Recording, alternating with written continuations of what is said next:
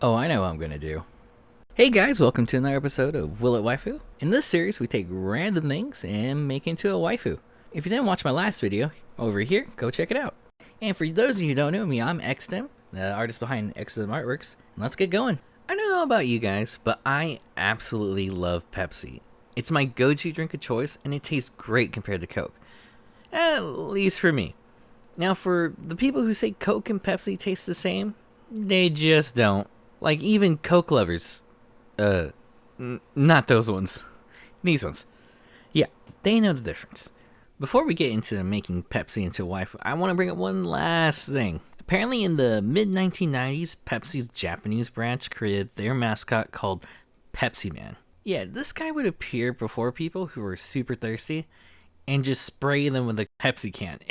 Like, Japanese commercials are the best. Now, this wasn't their only mascot. They even had Pepsi Woman. Here, let me just show that clip real quick. You'll get why I'm excited.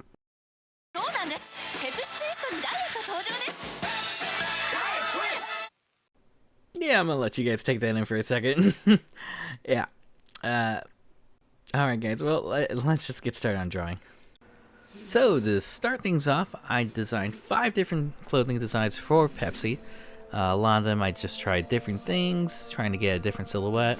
I ended up going with this one because I kind of want to match Pepsi-chan with that more sleek body look. Now I know Pepsi-chan is basically just like a one-piece suit, just throughout, like, I don't know, those like Marvel suits that you get. But hey, you know, we're going to change it up a little bit, get a little more style, a little pizzazz. And right here I kind of skipped to the line art. I just want to get a more cleaner look so that way when we go into the final print, I won't have to worry about any more design aspects of it. Just gonna edit a few things. As you can tell, I kept with the blue, red, and white color tones for the Pepsi logo, trying to go out throughout the entire design. Something I really want to do was incorporate Pepsi's logo design onto her torso area. What it does, it gives it a little bit more interesting view. Most of her character is very symmetrical. It helps break up the design for the character as well. It's a little more appealing. Now, yeah, I did add the Pepsi logo to the sides of her. So honestly, I just think it's a cool aspect to add on there. There's a lot of empty space I could have done there, but I think just putting in the logo right there just fits enough and gives a good amount of detail. Right here, I'm just trying to figure out what I want to do for the lower half of the body. I was trying to maybe think of have her legs up, have it cross. Yeah, I just couldn't decide here. I kept flipping back and forth and it's kind of indecisive. And one of the things I wish I had was some references of people sitting down, because when I looked at this later, it looks pretty bad.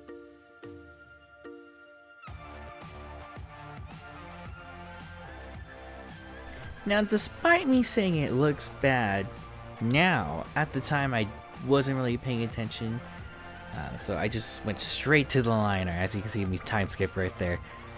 I was like, alright, cool, we're good, let's get this started, you know. Right now you're seeing me apply the flat colors to the character, much like I did earlier with the original design. Easiest way to do it is by doing an outline and just filling it up with the paint bucket tool. I know there's other ways you can do it, like Procreate, they have that really cool where you just drag and drop for the colors, but unfortunately I don't have that. I have the paint tool side.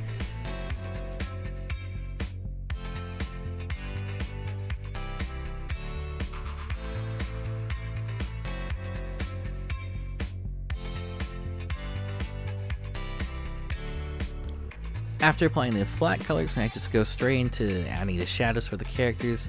Usually what route I go for this is make a new layer, add the multiply effect to it, and just go ham. I usually pick whatever the flat color is. I'll move it around depending on if it's going to be a warmer tone but a little bit darker, or if it's going to be a lighter tone, a little washed out, so it just really depends. The main focus here really is just to figure out where my light source is coming from, and from here it's going to come from the top.